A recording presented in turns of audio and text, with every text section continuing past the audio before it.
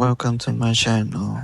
Make sure to like and subscribe for more content. Thank you so much. If someone told me 2 months ago that my brother and my wife would be the reason I stopped trusting the two people I loved most in this world, I would have laughed.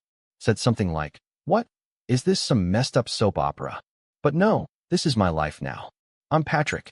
I'm 33, live just outside of Denver, and until recently, I thought my life was not perfect, but stable. I've always been the quieter one in the family. Reliable. Steady. The guy who shows up to help move furniture, fix a leaking faucet, lend money without making a show about it. The kind of guy who doesn't ask for much, but gives a lot. My younger brother, Jason, now, he was always the golden child. Loud, charming, reckless. The kind of guy who walks into a room and everyone wants to hear what he has to say, even if it's completely meaningless. Somehow, he got away with everything growing up: broken windows, failed classes, even wrecking Dad's old truck. My parents? They'd shake their heads, scold him lightly, then move on like it never happened. Meanwhile, I got grounded once for getting a B in chemistry. That was our dynamic. Jason could do no wrong, and I was the responsible one who everyone assumed didn't need much attention. It used to annoy me when I was a teenager, but as an adult, I let it slide. We were different people, and that was fine. My wife, Melanie, was the opposite of Jason in every way. Or so I thought. She was composed, kind, detail-oriented. We met at a mutual friend's birthday dinner 6 years ago. She was reading a book at the bar, ignoring the party behind her, and I asked what she was reading. That turned into 2 drinks, a long walk under string lights, and eventually, a wedding 2 years later. We'd been together 4 years before we tied the knot. I thought I knew her. I thought I knew both of them. But looking back, I should have noticed the small things. It started with Jason announcing his engagement to Lexi. She was lovely, a little naive, maybe, but sweet and sincere. I'd only met her a few times before they got engaged, which was sudden even by Jason's standards. He'd only been dating her about a year. My parents were ecstatic. "She's exactly what Jason needs," Mom said. "Someone who brings him down to earth." Lexi would laugh at Jason's jokes like they were the funniest thing she'd ever heard, even when they were objectively terrible. She made him look like a hero, and Jason loved that. What I didn't expect was how often Jason started showing up at our place after getting engaged. At first, it was random. He'd drop by unannounced on a Tuesday night with a 6-pack, wanting to catch up. I didn't think much of it. Brothers hang out. Melanie would cook dinner, and the 3 of us would sit around talking. I noticed they got along really well. Too well, in hindsight. They'd tease each other, share inside jokes I wasn't part of, even exchange glances sometimes when I'd say something that didn't quite land. It wasn't overt. It was subtle enough that I brushed it off. But then it started happening more frequently. Jason would text Melanie directly, asking if he could come over while I was still at work. I found that out by accident, when her phone buzzed while we were watching a movie and his name popped up with a message. "Still on for tonight? He working late." I remember the chill I felt. I asked her casually, "Why's Jason texting you about tonight?" She didn't even flinch. "He wanted to watch the new episode of that sci-fi show I told him about. You said you didn't like it, remember?" Her explanation was smooth, easy, and at the time, believable. Still, something felt off. I told myself I was being paranoid, that I was just tired, that I trusted her, and Jason was my brother. But things kept piling up. One night, I came home early from work, earlier than planned. Melanie wasn't expecting me. I opened the front door and heard laughter from the kitchen. The kind of laughter that makes your stomach twist. I walked in, and there they were, sitting at the table, sharing a bottle of wine, leaning in close. Not touching, but not far off. They both looked up a little too quickly. Melanie stood up like she'd been caught. Jason, on the other hand, grinned and said, "Hey man, surprise visit, huh?" I didn't say anything about it. Not that night. Not the next day. But the seed was planted. My trust had cracked. I started noticing other things. How she locked her phone more often. How Jason always managed to bring up Melanie in casual conversation. How she suddenly had new perfume that I never saw her buy. I knew something was going on, but I didn't want to believe it. I needed proof. Solid proof. And I got it, 1 week before Jason's wedding. It was a Thursday night. I'd been working late again, or at least that's what Melanie thought. In reality, I'd left early and parked down the block. I waited. I watched. And just like clockwork, Jason's car pulled into our driveway. I waited 5 minutes, then another 10, and walked up to the house. I didn't make a sound. The lights were dim, but I could hear them. Not just voices, whispers, giggles. I opened the door quietly and stepped inside. And that's when I saw it. My wife, my brother, on our couch, together. I froze. For a second, I couldn't breathe. I wanted to scream, to throw something, to tear the whole room apart. But I didn't. I walked out just as quietly as I'd come in and drove away. I didn't confront them. Not then. Not yet. I wasn't going to give them the satisfaction of an explosion. I needed to think, to plan. And the first thing I thought was, Lexi. She deserved to know. The next morning, I sent her a message. Just a simple, hey, I think we need to talk. It's important. She agreed to meet at a coffee shop near her work. She looked nervous when she arrived, worried, even. I didn't waste time. I told her what I saw. I gave her the timeline, the patterns, even showed her a screenshot of a message I'd managed to snap from Melanie's phone the week before, a message from Jason that said, last night was insane. I can't stop thinking about you. Lexi stared at me for a long time. Then she smiled. Not a kind smile. A sharp one. I know, she said. My stomach dropped. What? I knew, she repeated. Or at least, I suspected. I went through his phone 2 months ago. Found photos. Messages. I confronted him, and he said it was over. That he made a mistake. I couldn't believe what I was hearing. Then why? Why are you still marrying him? She looked down at her coffee cup, swirling the foam with a spoon. Because I want to watch him burn. You're not the only one he's hurt, Patrick. I didn't know what to say. She looked up again and met my eyes. I'm going to marry him. And at the wedding, in front of every single person who thinks he's a prince, I'm going to destroy him. I sat there, stunned. Suddenly, I wasn't the only one plotting revenge. And now, we were on the same team. And that's where everything started to change.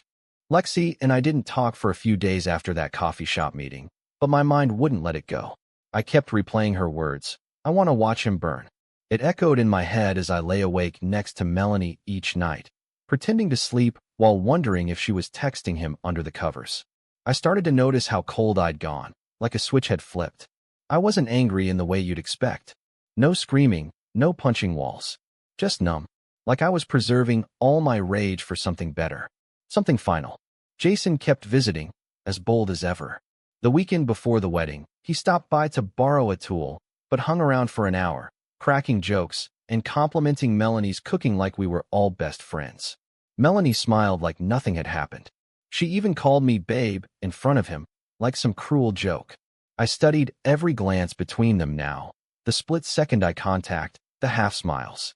It was a show, and I was the only one not laughing. My parents, as usual, were blind. Or maybe they just didn't want to see it. Jason was the star of the family, always had been. I was just the background character. The guy who never caused trouble. At dinner the Sunday before the wedding, Mom asked me, Patrick, when are you and Melanie going to start trying for kids? Jason snorted into his wine, and Melanie blushed, not the good kind. The kind you get when you're caught off guard. I stared at her for a full beat. Maybe not while we're still sharing her with someone else, I said, not even raising my voice. The table went silent. Dad cleared his throat. That's not funny, son. Jason chuckled nervously. Come on, man. What's that supposed to mean? Melanie spoke quietly. Patrick, can we not do this here? I'm just answering a question, I said. She asked. I answered. My mom shook her head like I'd embarrassed them. You know, sometimes it feels like you just want to ruin the mood. I nearly laughed. That's what this family thought of me. The mood ruiner. Meanwhile, Jason could nuke the whole house, and they'd blame the oven. That night, I barely spoke on the ride home. Melanie tried to brush it off, said she understood I was stressed about work. I just nodded. Let her think that. Let her believe I was unraveling while she danced around with a smile and her perfect little secret. But the truth was, I wasn't unraveling. I was documenting everything. Every glance. Every time she left the room to grab something from the store, but came back an hour later without a single bag. Every time Jason showed up when I wasn't home. I even started recording our doorbell cam and checking the timestamps against her texts. I was building a case, slowly and methodically. Then came the rehearsal dinner. It was held at a high-end restaurant downtown, rented out entirely for the occasion. Everyone was there. Extended family, co-workers, even Lexi's college friends who flew in from out of state. Jason strutted in wearing a white dress, shirt unbuttoned just enough to look cocky, his arm around Lexi like he was a movie star. Melanie and I walked in together, her hand tucked lightly in mine like nothing was wrong. She looked beautiful. It made me sick. We took our seats, and I watched Lexi from across the room. She was radiant, smiling brightly, toasting with champagne. But every now and then, I saw it. The flicker in her eyes when Jason wasn't looking. A darkness. A plan brewing. There was a moment, mid-toast, when Jason stood up to thank everyone. None of this would have been possible without my amazing fiancée, who believed in me even when I didn't believe in myself. The room applauded. He kissed her on the cheek. She smiled, held his hand, and leaned into the microphone. And I want to thank someone else, someone who reminded me recently that trust isn't just about blind faith. It's about truth. And truth, my friends, is a funny thing. It always shows up eventually. There was a pause. Not long, but long enough to feel it. Jason laughed like it was a joke. Melanie looked nervous. I just sipped my drink. After the dinner, Lexi found me outside while I was smoking a cigarette I didn't even want. She looked tense. "You still good?" I asked. She nodded. "I've got everything ready. The slideshow, the audio, even the seating chart." I blinked. "The seating chart?" "Trust me," she said. "Everyone important will be exactly where I want them." There was something unnerving about how calm she was. But I respected it. We were two betrayed people holding knives behind our backs, smiling until the curtain dropped. Back home, Melanie was quiet. She curled up next to me in bed and whispered, "You've been distant lately." I turned toward her slowly. "Have I?" She nodded. "Is it us?" "Maybe," I said. "Maybe I'm just realizing we're not who I thought we were." She looked at me like she wanted to say something. Maybe she would have confessed. Maybe she would have lied again. I didn't care.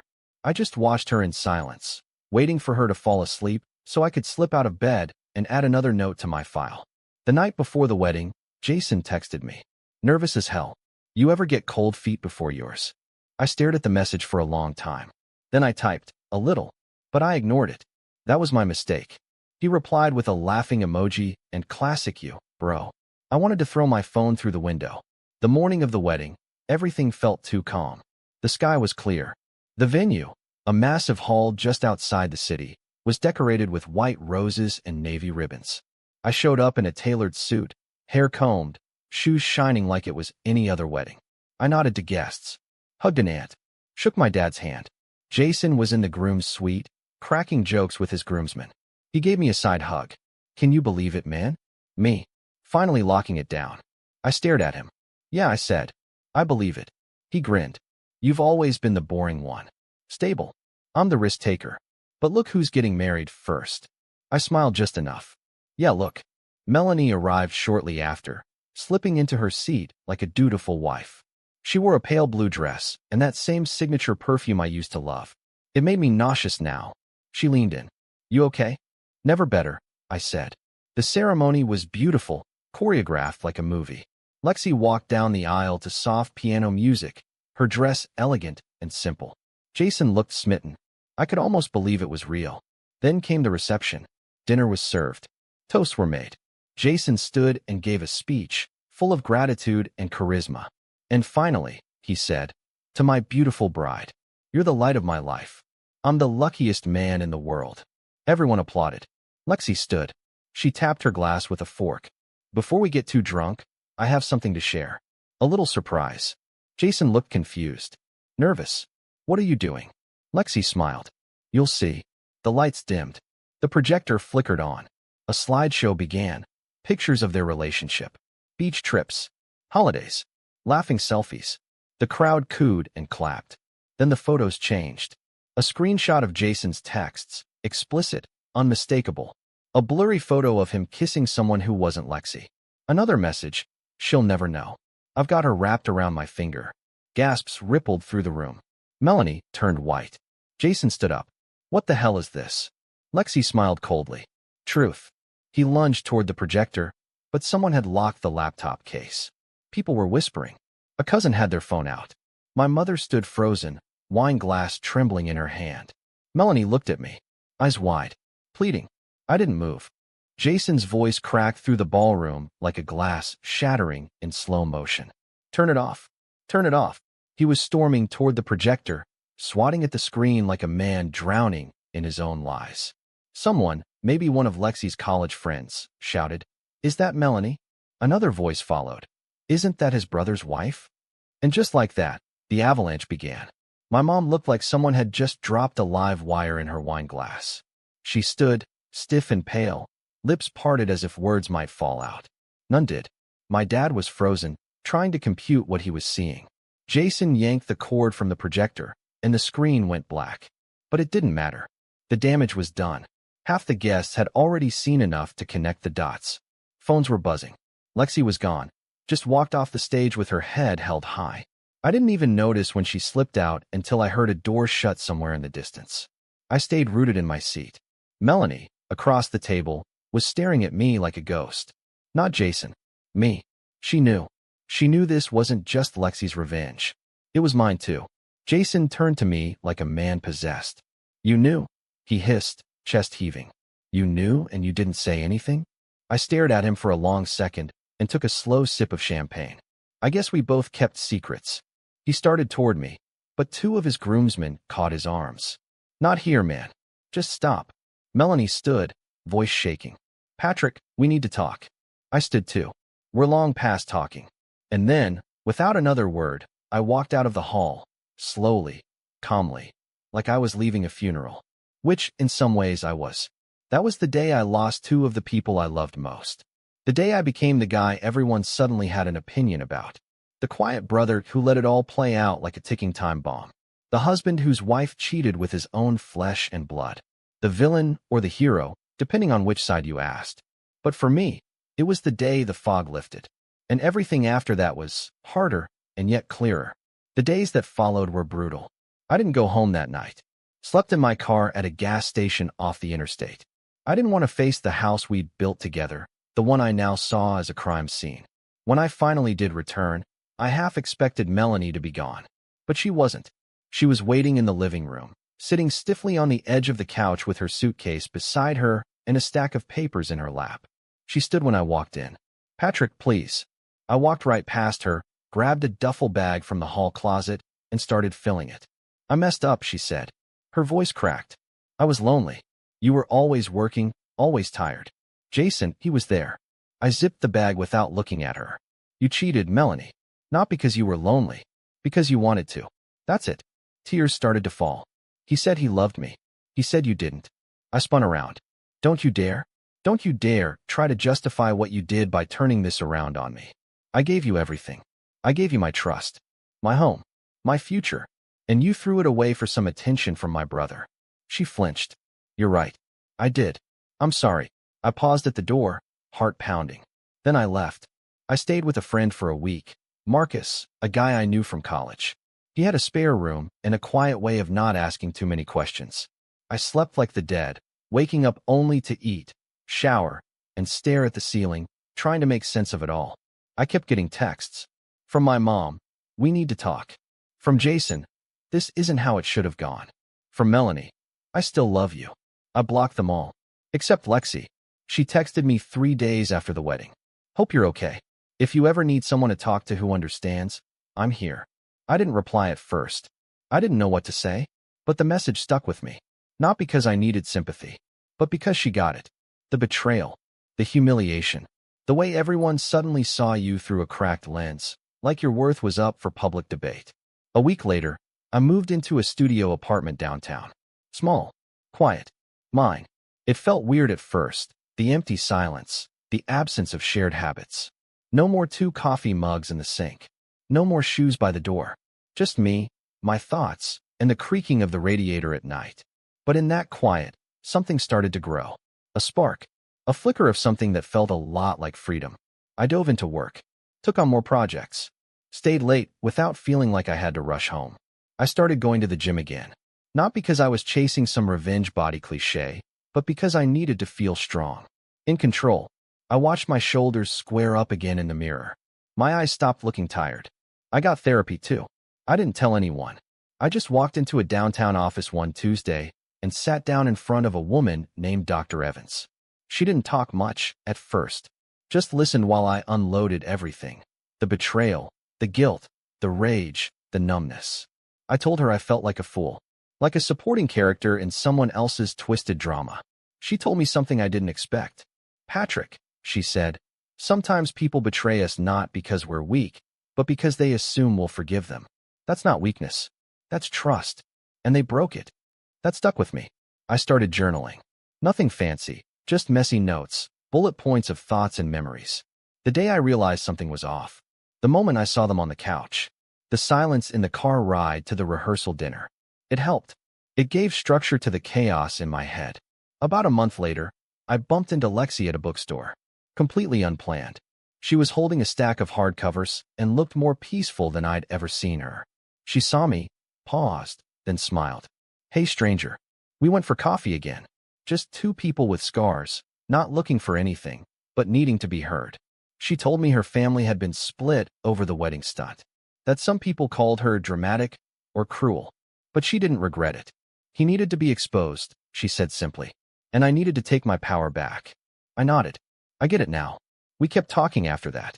Casual, friendly, supportive, and yet, underneath it, there was this strange sense of shared survival. We'd both been shattered by the same people, and we were both piecing ourselves back together, one breath at a time. The final nail came when I got the divorce papers. Melanie sent them through a lawyer with a handwritten note clipped inside. I'm sorry. Truly. I hope someday you find peace. I signed them without hesitation. Peace wasn't something I found in a courtroom or a settlement. It came slowly, through quiet nights and honest mornings. Through not checking my phone every 2 minutes. Through learning to enjoy my own company. Through remembering who I was before I became someone else's second choice. One night, Lexi and I sat on a park bench watching the sun dip behind the buildings. Do you think they ever really cared? She asked quietly. I thought about it. I think they cared about what we gave them, not who we were. She nodded. Then I'm glad we're not giving anymore. I smiled. Me too. And just when I thought the dust had finally settled, when I thought the worst was behind me, I got a call that changed everything. It was Jason. Blocked number. But his voice? Unmistakable. Patrick, he said, low and urgent. You need to stop whatever Lexi's planning. You've made your point. Don't let her ruin everything. I didn't reply, because I had no idea what he was talking about. But I was about to find out. Jason's voice still echoed in my ear long after I hung up. You've made your point. Don't let her ruin everything. It was an odd thing to say, because from my perspective, everything was already ruined. Lexi's public takedown at the wedding, which I now realized was only phase 1, had already scorched the earth around Jason.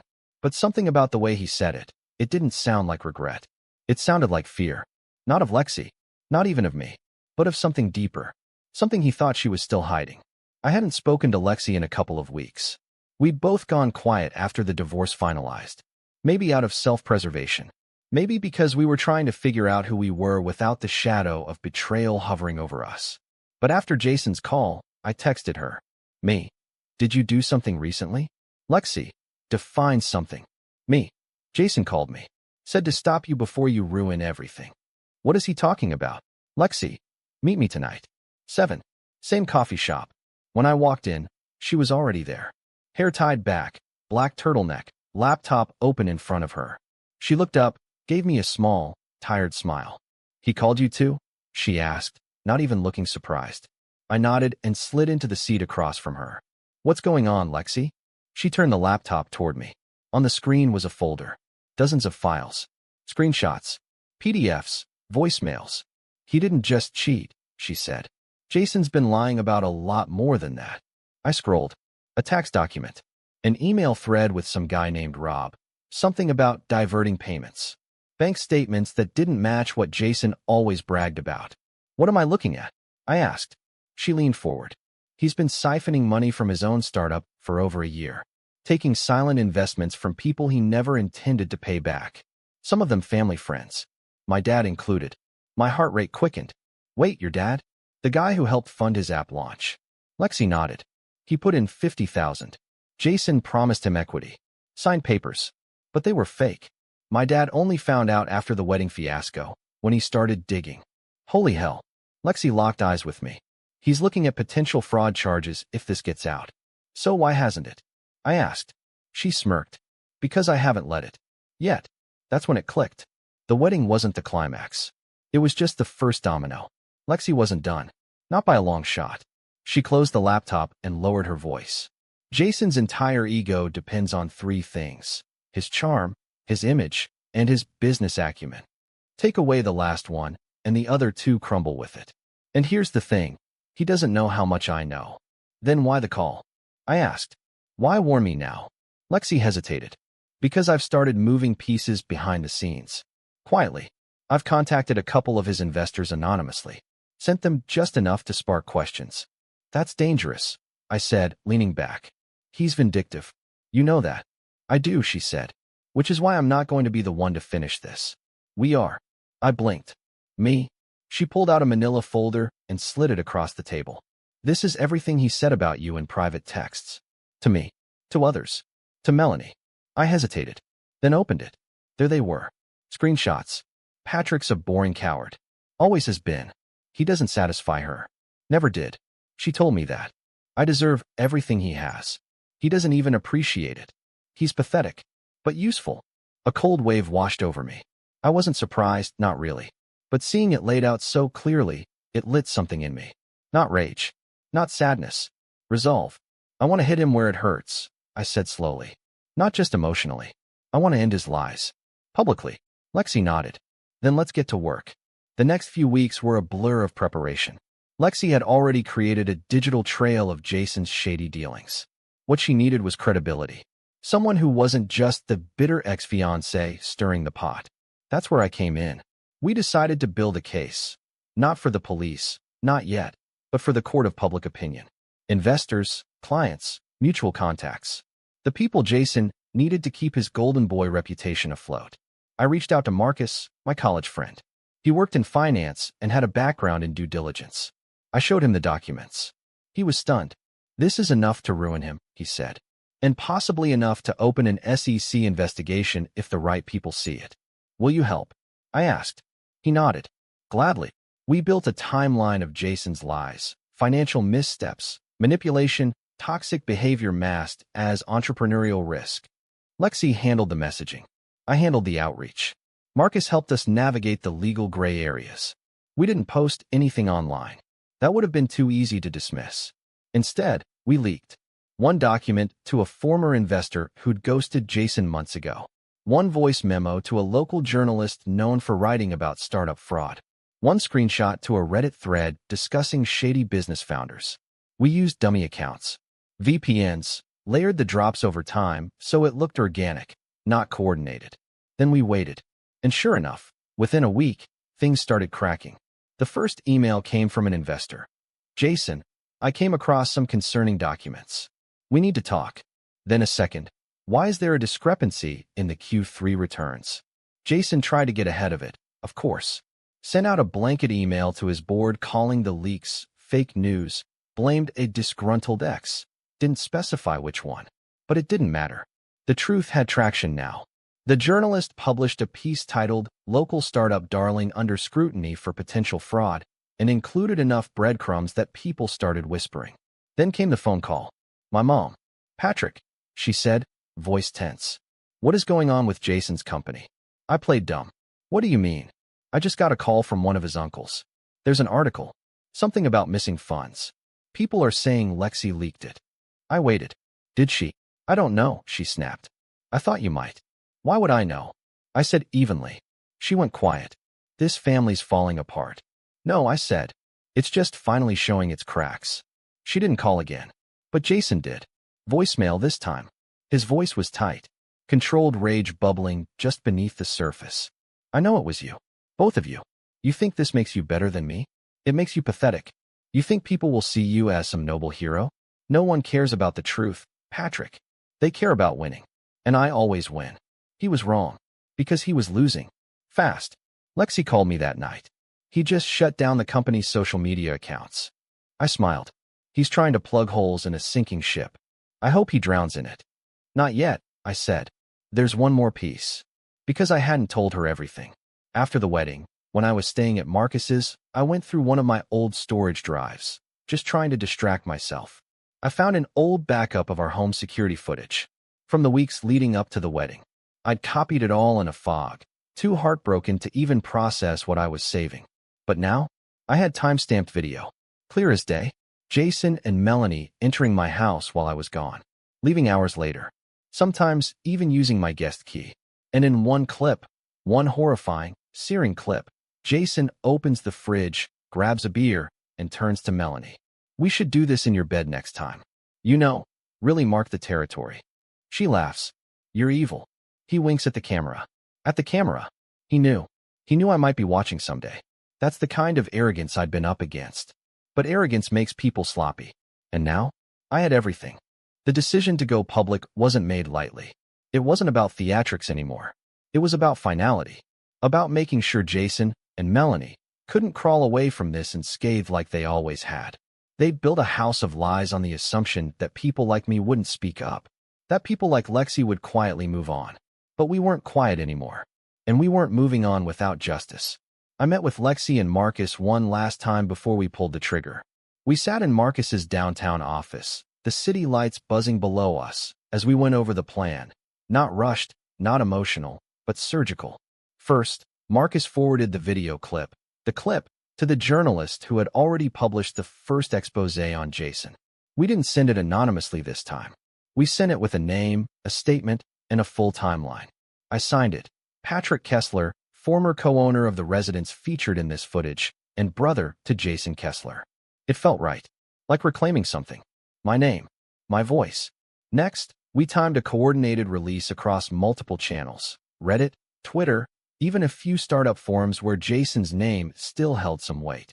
We didn't flood them. Just one link per platform. One headline. Startup founder caught on home surveillance after affair and fraud allegations surface.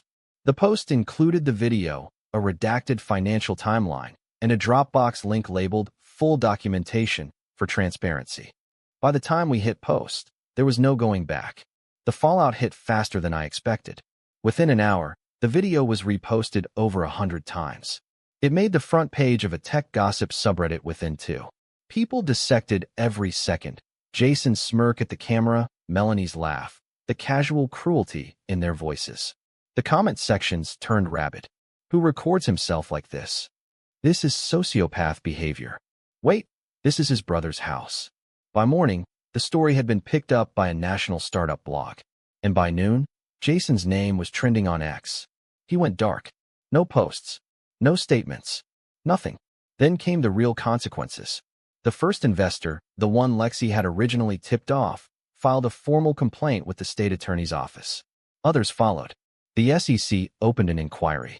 The startup board, what was left of it, released a one-paragraph statement. We are aware of recent allegations and are cooperating with legal authorities. Effective immediately, Jason Kessler is no longer affiliated with this organization. Gone. Just like that. His startup collapsed within 48 hours. Sponsorships pulled out. Business contacts severed ties. One of his biggest angel investors, a tech CEO with a large following, posted a thread titled, "How I Was Duped by a Grifter in a Suit." Lexi sent it to me with a champagne emoji. But it wasn't over. Because while Jason's empire was crumbling, I still had one final thread to pull. Melanie. After the initial wave of chaos, I reached out. I hadn't spoken to her in weeks. Not since the divorce finalized. I didn't know her anything. But I wanted her to see what we'd done. I wanted her to know. We met in a neutral place. A park halfway between our old house and my new apartment. She showed up in sunglasses and a black coat, like she was trying to blend into the background. I didn't sugarcoat it. I posted the footage, I said. She didn't speak for a moment. Then she took off her sunglasses. Her eyes were red. "You really hate me that much?" she asked. "No," I said. "I don't hate you. I just stopped protecting you." She looked away. "I lost my job this week. Someone forwarded the video to HR. They said it was a question of integrity. I've been fielding calls from family all day. My mom thinks I need therapy. My dad won't even speak to me." I nodded slowly. "That's rough." She winced. Do you feel better now?" "No," I said honestly. "I feel done." She bit her lip, then asked something I didn't expect. "Was it ever real? Between us?" I studied her face. The face I once loved. The face that lied to me. "For me it was," I said. "But I think you love the life more than the person." She didn't deny it. We didn't hug. We didn't cry. We just parted ways. She disappeared from the city a week later. Moved back in with her parents 2 states over. Last I heard, she was working at a small legal firm under a different name. She blocked me on everything. I didn't care. Jason, meanwhile, tried to fight back. He went on a podcast a month later and tried to set the record straight. He called the footage misleading and said the financial accusations were orchestrated by bitter people with a vendetta. He blamed me. He blamed Lexi. He even tried to blame the media. But the damage was done. The host cut the episode before it even aired.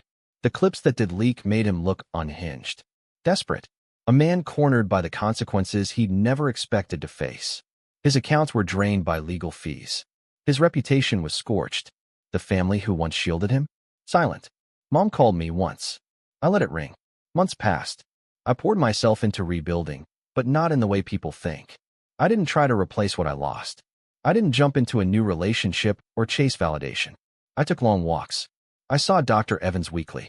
I started painting again, something I hadn't done since college. I made a habit of eating at this quiet diner every Sunday morning, alone, by choice. And slowly, peace returned. Lexi and I stayed in touch. No labels. No pressure. Just 2 people who understood each other's scars. One evening, she came over with Chinese takeout and asked, "Do you ever wonder what would have happened if we hadn't said anything? If we just walked away?" I thought about it. Then they would have won, I said.